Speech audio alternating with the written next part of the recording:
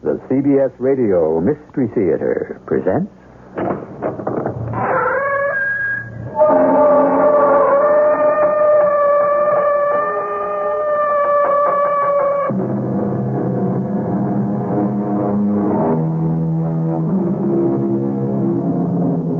Come in. Welcome. I'm E.G. Marshall. Of all the 7 deadly sins, it seems to me that the one most of us are most prone to is greed. A large portion of mankind can live and die without being seriously concerned with gluttony, lust, pride, or laziness. Fewer of us, sadly too few, I suppose, can escape anger and envy. But the 7th and last. Put enough temptation in a man's way, and this is the sort of thing that's liable to happen. You want it laid out, Kurt? You're either in or out. But either way, all the way. Dead or alive, Kurt? Money, is that important to you both? This is... I hope we know what we are doing.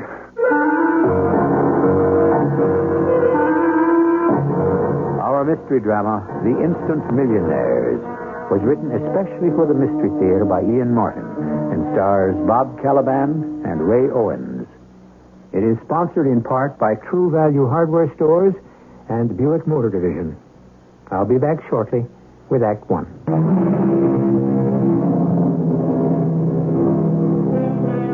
We live in a society today that is shaped and controlled by the money motive.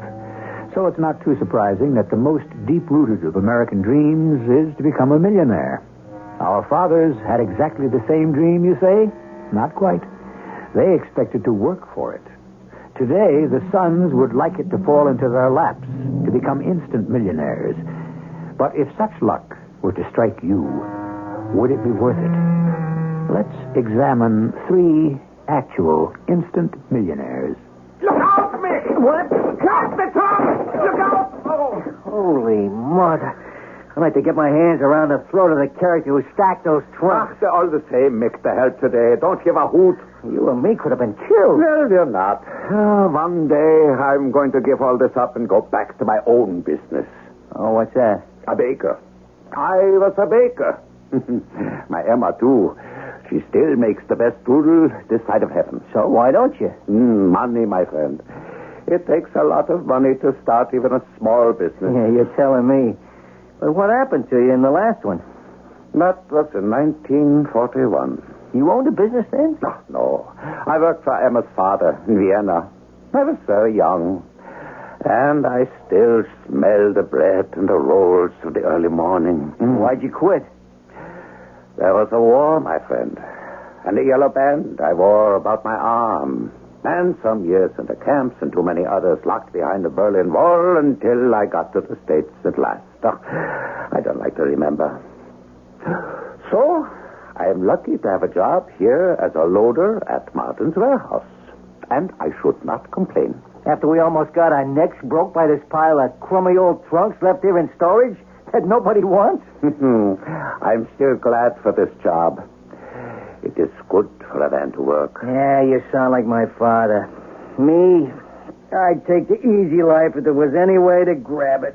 The trouble with the easy life is, in order to have it, you must work like the devil first. I don't know. Yeah, you know some other way? Yeah. How? It ain't your speed. I don't know. Why don't you try me? I don't try you. I gotta try the wheel or the little spotted mice. The what? Roulette, dice. You see, I got them both figured. It's like a matter of mathematics. You couldn't lose. You're talking about gambling. It's the way I play it, buddy. It's a sure thing. So what are you doing? Hauling furniture, appliances, old trunks, whatever people put in storage, just like me? Well, what are you doing it for? Well, so someday I can open my own business. Figure you'll ever make it? I don't know. Sometimes I wonder. But I have some good years left still. But what about you? A young man. Yeah, sure. 43 and over the hill. No wife, no nothing. Not even enough of a stake to play my systems. So, where's all this getting us, huh? We want to make a buck, we better get moving. What are we raking all through this old junk for anyway? Mr. Cutcho gave me this order to get some of these old trunks out to take to settlers. The auction house, huh? Mm-hmm. Yeah, so let's get moving. What do we got here? Let's see. 3 wardrobe trunks, 14 assorted suitcases, 7 cartons books, plus 1 trunk. What do you mean, 1 trunk? 1 trunk of books. Who puts books in a trunk? Don't ask me silly questions. A man who values books could put them in a trunk. Why? Well, it's safer than a carton, no? Who knows? If you trust the mover, accidents happen like this. What? Well, when we toppled over the pile of junk, you know. This trunk here. Either it wasn't locked or it sprung. Oh, wait a minute. What's the tag on it? MA543, what? Let me see. Yeah. 543-61-43. Oh. What? Oh, we really did spring the lock on it. Let me see if I can get that back home. Oh, what's the difference? Leave it. You can't.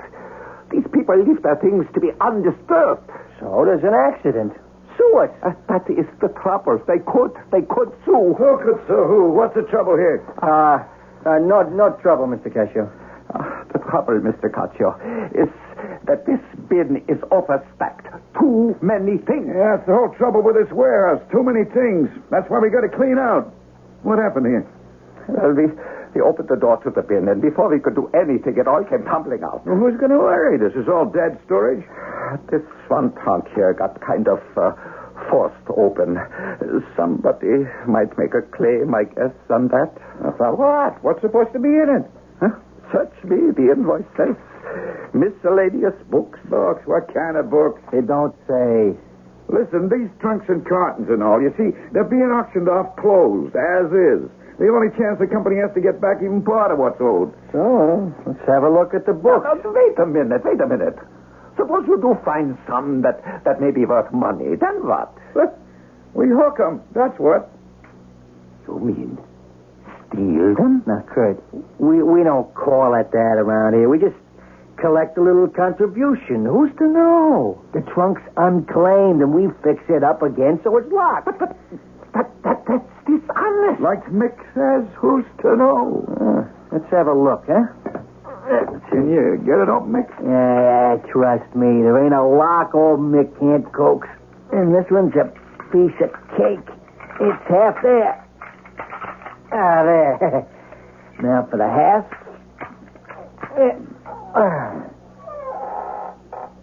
Yeah, it's books, all right. Dictionary of the English Language. Abraham Lincoln Carl Sample. That's junk. Webster's biographical.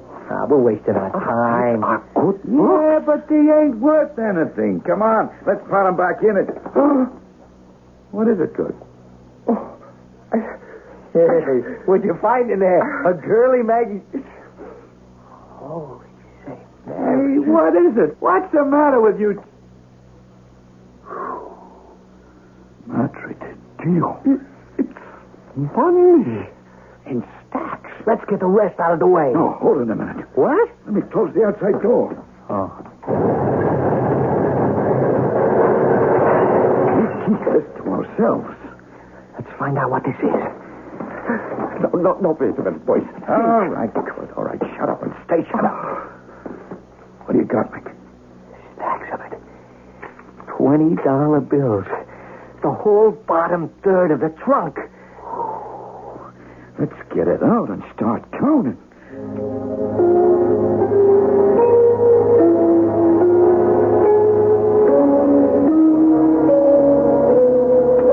$3 million. $3 million. Are you sure? 1,500 packages of $120 bills. $3 million. Oh, 'tis God's will. It was meant to be. You mean to steal this? It's the chance of a lifetime. Found money. Money nobody knows about. There for the taking. What I could do with $1 million. What any of us could. You still want to open that bakery, Kurt? Yeah. With $1 million who wants to work, you can live like a king. What would you do, Mick? That's easy. Head for Vegas. And in a month, I'd run it into $2 million. Or 50. What about you, Sal? Me? I'd take me and a wife and the kids back to the old country. Get me a villa overlooking the Mediterranean and live like a couple. Can't take this money. It's dishonest. They're only dishonest if you found out. We had taken it, right, Mick? All the way. You better come in, Kurt. But I can't. Either you're with us or against us. This has to be between us three. Then split it between you and leave me out. To blow the whistle on us? If you felt like it? No way. Oh, you can threaten me all you want. But how can you force me? That could be an accident, Kurt. We almost had one as it was. Too bad about old Kurt Wiener. We opened the bin, and this heavy trunk full of books fell on him and crushed him to death. You wouldn't dare. For $3 million, old man, you'd be surprised what anyone would dare. You're it. Mick, no one's doing me out of this chance. Mick? You heard the man. I'm with him. Oh, I thought you was my friend. We're $1 million green ones or it's fake. Friendship has to sit back in second place. Oh, name of God, man, it's a miracle for you, too. It'll buy you everything you ever dreamed of. Think of what it would mean to Emma. Yeah, but how can we get away with it? I mean, this has to be someone's money. Wait a minute, correction. It was someone's money. Why can't it still be? Use your head, Kurt. Why would anyone leave $3 million in dead storage for 20 years unless he wasn't around to claim it? But how could we get it out away from the warehouse I've been without thinking about that. Now listen to me. Look at all these suitcases. Some of them empty. As dispatcher, I can easily wipe out 3 of them on the records.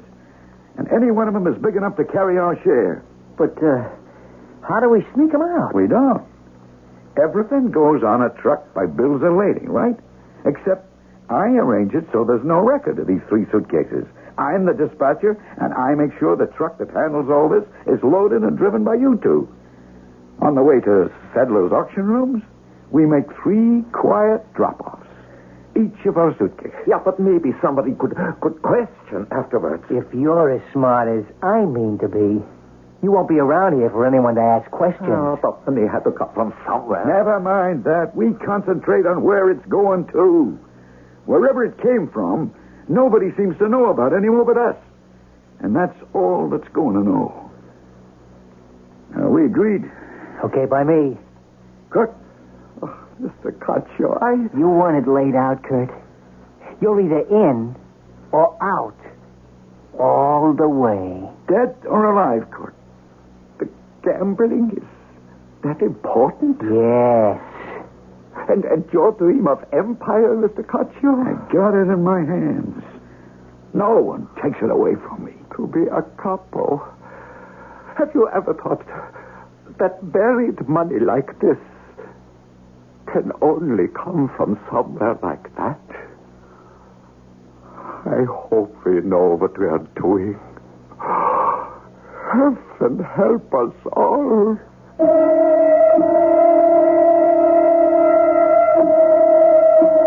3 instant millionaires in cash. No complications. Except, where did it come from? This money buried for 20 years in dead storage. Will it really be worth all the dreams that Mick and Sal have for it? And will it prove to be as rewarding to Kurt, the one who had enough morality to resist the temptation but was not allowed to? And the most important question, perhaps of all, will it really remain unclaimed? I shall return with Act 2.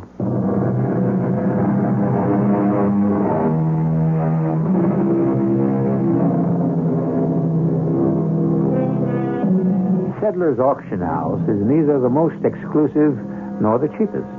What it is, undoubtedly, is the biggest and the most constantly in operation. Its clientele runs the gamut from the hoi polloi to the highest. On this particular day, we are following Gino Marino, the construction czar, and the latest of his long line of illicit ladies. They're inspecting the merchandise to be sold the following day in order to furnish the love nest that Miss Francie Free, sometime showgirl, will not only occupy, but adorn. Hey, Gino, come see what I found. What, Francie? An étagère.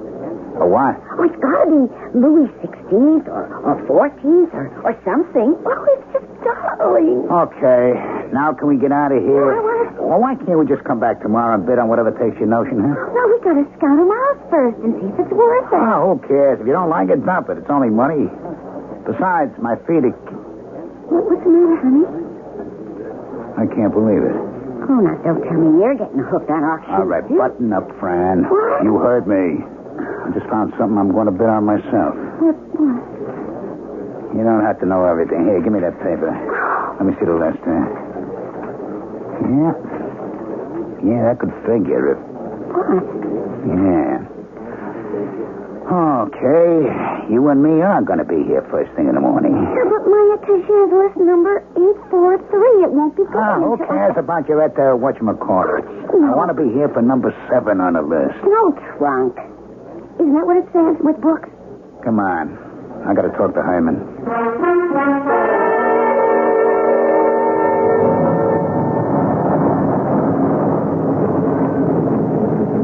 Okay. Good night, baby. Oh, good, you're coming up? Not tonight. Pick you up in the morning for the auction. You be ready now, yeah? Oh, sure, if you say so. But you're not even going to see me yet? You got a door, man. I got things to say to Hyman. You're not very romantic. Not when I got things on my mind. Come on, honey, blow. I get orders. What else can I do? Where to, boss? Home, Hyman. It's an early night. I have to be up in the morning, bright and fresh. You can't imagine how important it could be. All right, let's move.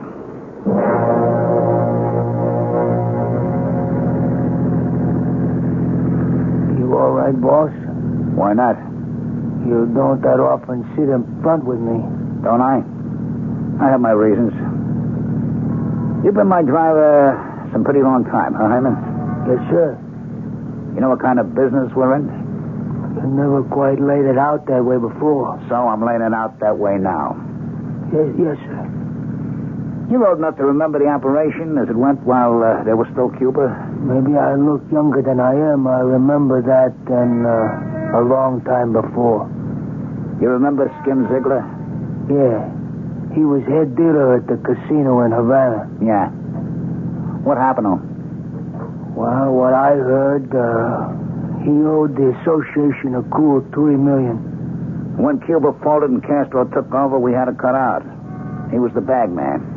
But he got totaled. That was my job. Those days I was a soldier like you. We wiped him out because he stole the $3 million and buried it somewheres. Nobody ever dug it up? Not till now. Huh? I think I know where it is.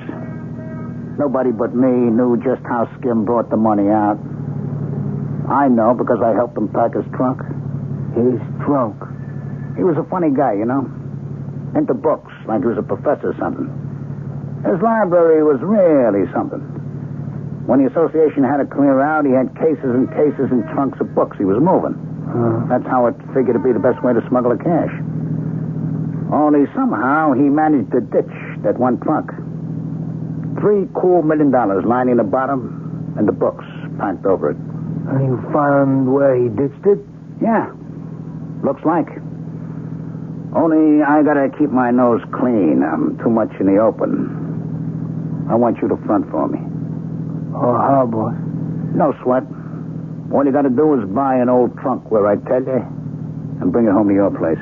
Okay. Only, don't try anything fancy. Why, that no good, dirty... He double-owed me again. Take it easy, boss. It was a good gamble. All the trunk cost was $16. I was so sure... Hey, what's the matter with me? Huh? The money was there in that trunk. I saw him pack it in. Well, It sure ain't there now. Yeah, but Skim never dunked it. I know. The trunk, okay, he managed to get rid of that, but I'll guarantee he never had a chance to grab off the cash. Somebody else did that. Who? Somebody at the storage warehouse. Some smart aleck knows the dough out, and a smart aleck I'm going to find. A long time, boss. Even the family wrote it off after 20 years. I don't think the heist was made 20 years ago. I think it was like the day before yesterday. And you and me are going to track it down. That's too much dough to be sitting in the wrong hands. You mean for the syndicate? Like you said, Heim, the family's already written it off. This is for you and me.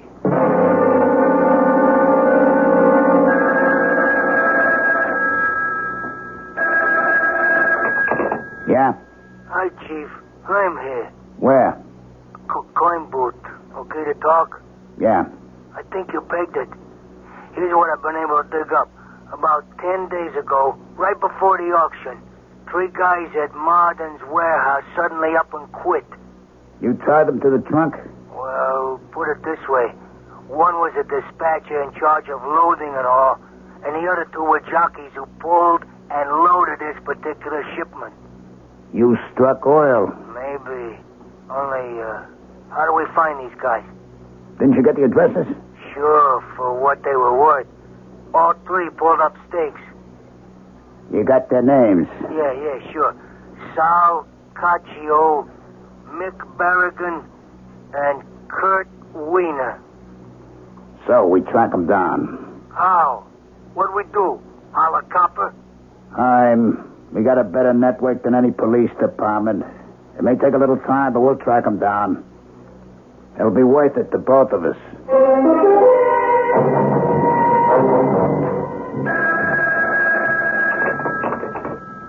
Hello? Yeah, this is Mr. Barry. What am I going to do about it? What can I? I know the bill hasn't been paid. You should know why as well as me. I'm clean, man. That's why. Yeah, sure. I thank you for the courtesy. But you don't have to worry. I'll be moving on. Like by tomorrow, you can count me out. I'll vacate your room. In a manner of speaking. Yeah, who is it? Room service. I didn't order anything. Hey, what is this? I'll ask the questions. Close the door, Heim. Oh, right. Your name, Mick Berrigan? Yeah? Up until 6 months ago, you worked for Martin's warehouse? Yeah, who wants to know? Let me ask you a question. There was a trunk in the warehouse. I'll give you the number. 543-6143. Right. You know it, huh? I know it. You know what was in it? Books. I'm talking beside books. Well, you're here. I guess you could figure I know what else. Like $3 million? My big stake. The answer to a prayer. You took the money, huh? My share. $1 million. I figured to build it to twice, 3 times. Who knows? But you did get the money. You have it? I have what's left of my investment in the foolproof Berrigan system to beat the odds. 0. 0 and double 0. Busted. You mean you blew a whole million in 6 months? It ain't easy. But it also ain't hard. All right, where's the rest of it? What rest of it? I blew it all. The way I heard it, you never had it all. Just $1 million. Oh, that? Well, the other 2 had their cut. Sal Caccio and Kurt Wiener? Yeah. Where are they now? Who knows? Sal just wanted to go back to Sicily and be godfather. And Kurt? That's crazy. A baker. He wanted to be a baker. He didn't want any part of the split. We had to drag him along. What do you want out of it? The money. See the others. I'm clean. There are ways of testing that. Get out. Give me back my gun and I'll save you the trouble. What does that mean? I thought I had it tapped. I didn't. I got nowhere to go from here but out. That could save us a lot of trouble. I'm... Yeah, boss. Leave his gun on the desk. Yeah, sure, Chief. You, wouldn't have the addresses for Sal and Kurt, would you? No, and if I had, you wouldn't get them from me. You clean your dirty linen. Leave me to wash out mine, huh? I'll do that, Mick, if you carry through. If not, we'll take care of it for you. What now, Chief? $1 million down, 2 to go. I'll settle for that. You? Oh, sure, but what about this character? He blew it. And he gets away with it? About the only thing anyone gets away with is death. Come on, let's get out of here.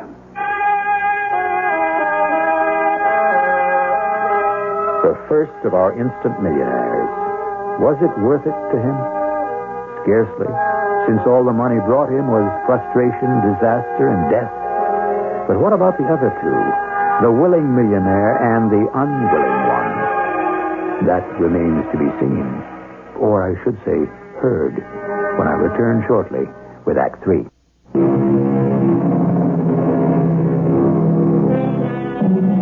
One of the most frequent misquotes in life is, money is the root of all evil. That wasn't what Timothy said at all. What he did say was that the love of money is the root of all evil. I bring this up only because it pertains to our two as yet undiscovered instant millionaires. Even with all his connections, it has taken time for Gino Marino to unearth the men who have carefully buried their past. As a matter of fact, Kurt Wiener seems to have successfully obliterated his tracks. But Sal Caccio has been found in Sicily after nearly a year's search, living on a hilltop looking north to the Tyrrhenian Sea. I'm looking for Sal Caccio. Well, you come to the right place. Here? It's the house of God. Anyone is welcome. Will you come in? Yes, Padre. And you're soldier? What? That's what he is, isn't he? He's armed. I can see that. This is my friend, Hyman Marsilia. Good Sicilian name. He's a good friend, I hope. Well, we'll accept him as that, although here within the monastery, weapons of violence have no place. Enter. Shall we, walk to the loggia to talk? We don't have too much time before Vespers. Oh, what I have to say can be said fast. Once I can talk to Sal Caccio. You're talking to him now. You? Hey, they said you were Brother Francesco. That's my name in the order. Hey, what kind of cover-up is this? It won't wash, Sal. We smoked you out. No cover-up. You have some money I want. Money doesn't belong to you. And that's all I care about. Suppose I knew that someday someone would follow it up. Well, someday is now. You and two friends of yours, Mick Berrigan and Kurt Wiener, heisted $3 cool million out of a certain truck, right? To our shame, we did. You split it 3 ways, right? Yes. I want $1 million from you, or else. I'm afraid if you want to recover any money, you'll have to go to them. I've already been to Mick Berrigan. He's dead. You want to end up the same way? You killed him? Fortunately, he saved us the trouble. Oh. He gambled it away and killed himself. How'd you know that? I didn't, I only guessed. Because God's finger has rested on all 3 of us, I'm sure. Mick and me, perhaps more surely. Oh, yeah? Why? Because Kurt never wanted to take the money. We dragged them down with us. Hey, spare me the phony baloney. And don't think the priest's robe's going to help you, phony or not. I'm not a priest. I'm a lay brother of this order. Well, whatever you are, where's the dough? Isn't the view from here magnificent?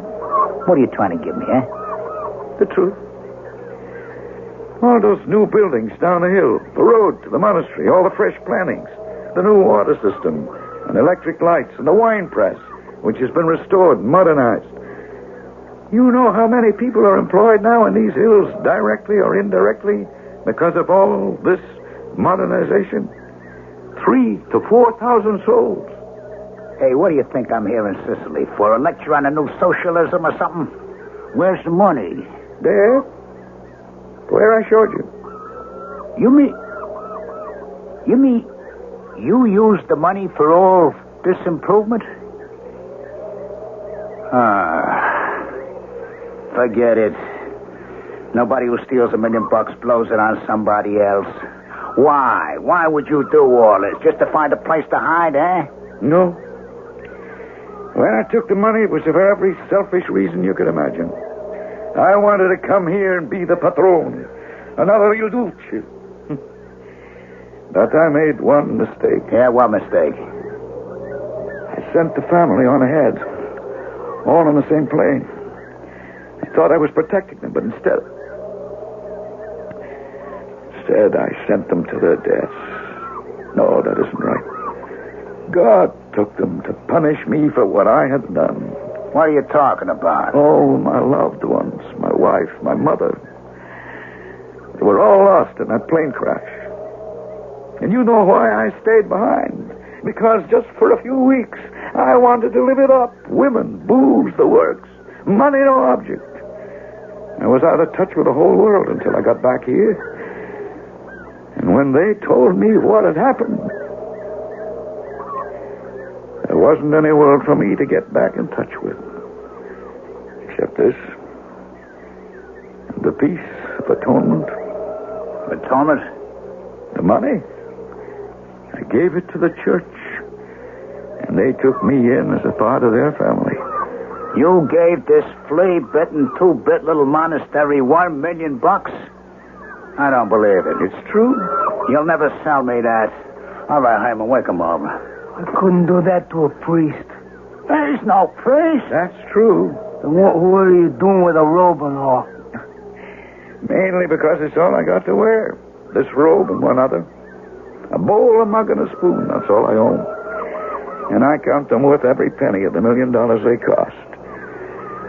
Because they brought me the only peace I could hope for. This side of death. But if you want to buy me death, I welcome you. I got nothing left to live for. And everything to gain in dying.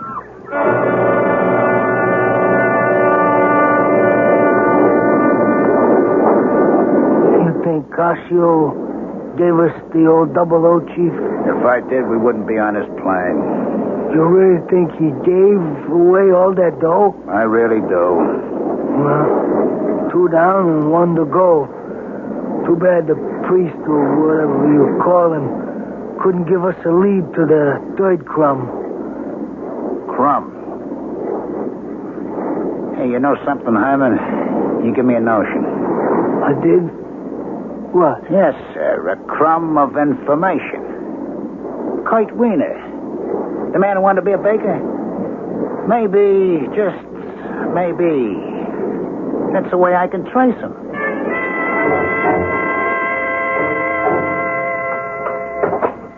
That you, Papa? Ja, Emma. Anything in the mail? Oh, ja, the welcome inn have paid their bill at last. Well, that is a good worry off our heads. $800 is a lot of bread. And cooking. But thank the good God, we never have to worry. There is always the other.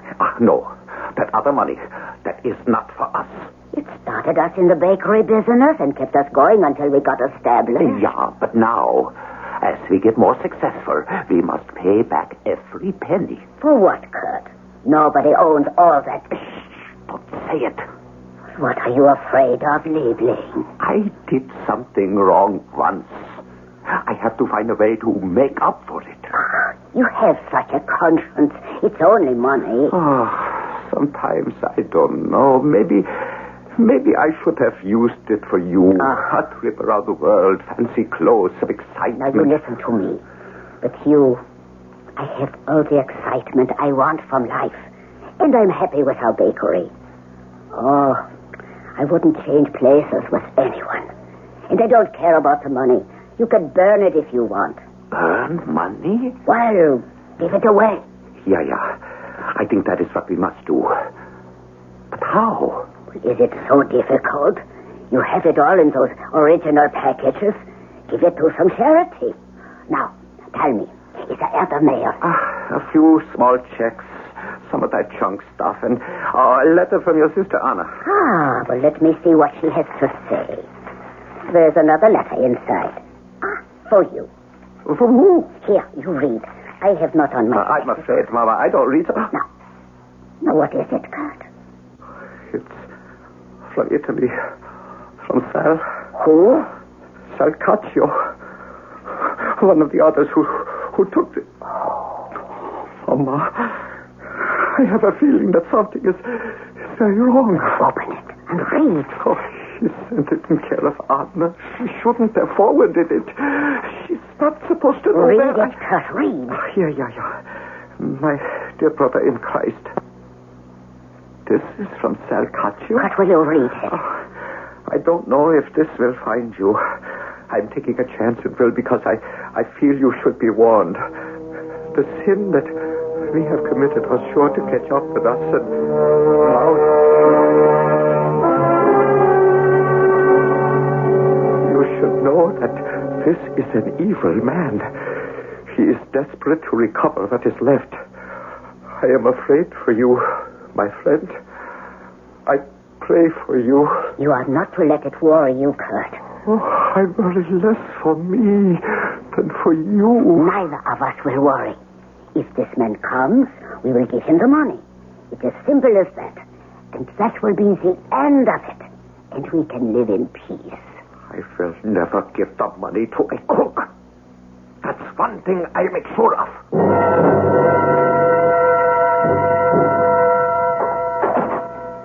I'm home, Mama. Here I am. Goodness sake. You have been working late for a whole week. Special order. All finished now, though. Now you come along. Let's get you to bed. Did you close up tight downstairs? Yeah, don't worry. And you kept everything locked here? Yeah, but I'm waiting for Kathy to come back. There she is now. I let her in. I'll get the door. No, you sit a while. You rest. I will get her. All right, lady. No fuss. Nobody will get hurt. Just do as you're told. Now, you take your hands off Get me. the door, Hyman. Yeah, sure. You leave my wife alone. Look out. He's got a knife. Watch it, Chief. You hurt him. I kill you for that. Watch out, lady. Hey, don't harm her, Hyman. I kill you. I kill you for hurting my husband. I kill you. Hey, Herm, are you out of your mind?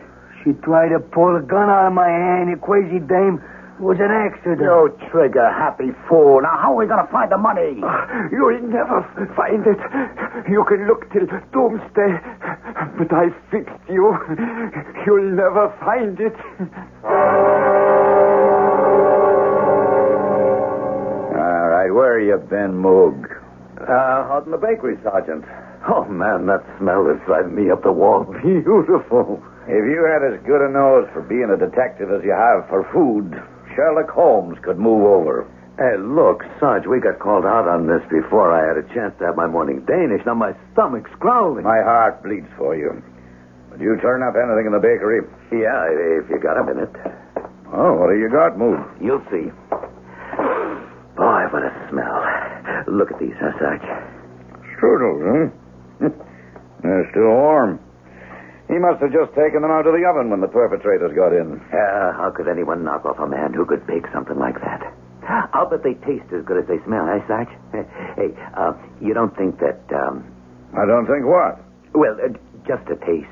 Like maybe share one, you and me? What are you, a strudelholic? Well, there are 10 of them here. Who'd miss one? Why don't you stick to your job, Moog?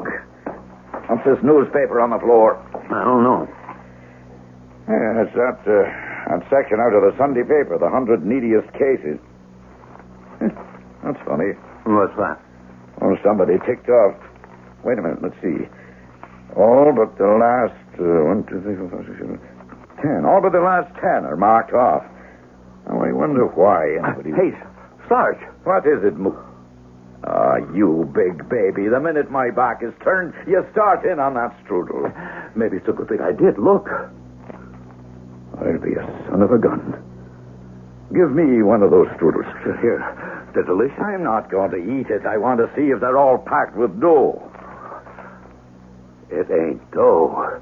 It's money. I can see the 20s. A stack about 2 inches high.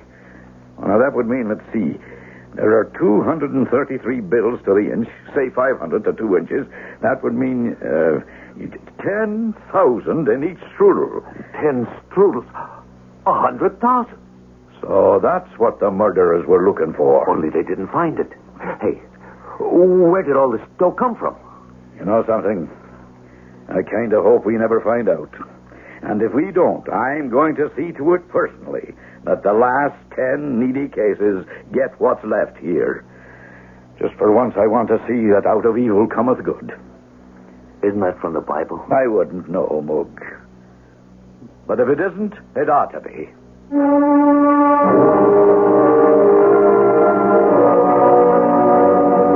Of course, the source of the money was never found, and those who had already received it were too grateful for the gift to question it.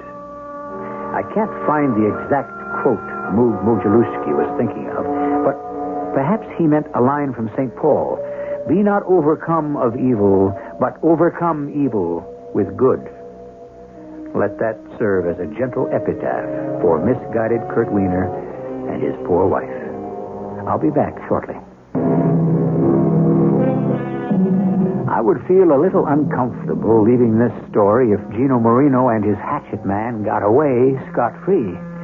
On that subject, a quote from Romans 6:23. The wages of sin is death. And a report from a newspaper account. The miraculous part is that on today's plane crash, all 193 aboard were saved.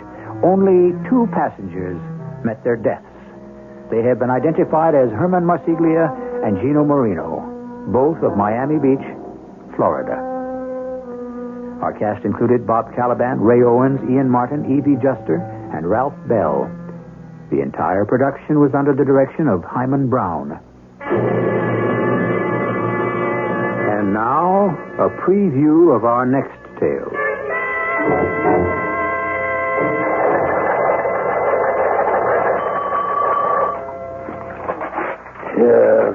Done it.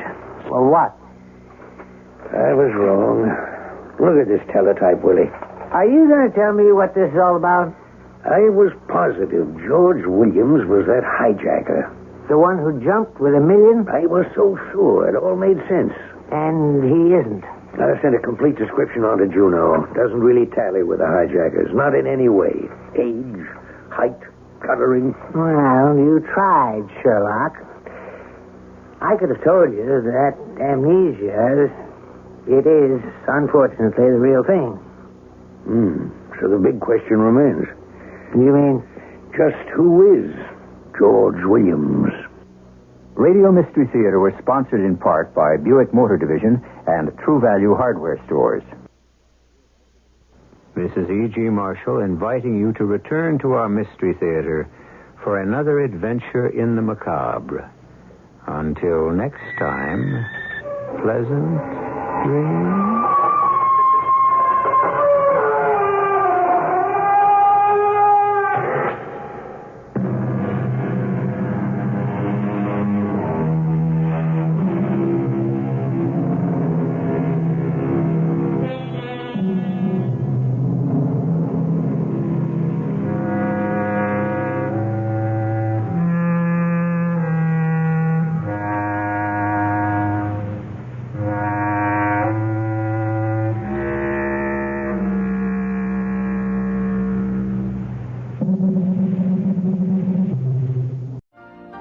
You've been listening to the OTR Gold Network. Find more classic radio at otrgold.com.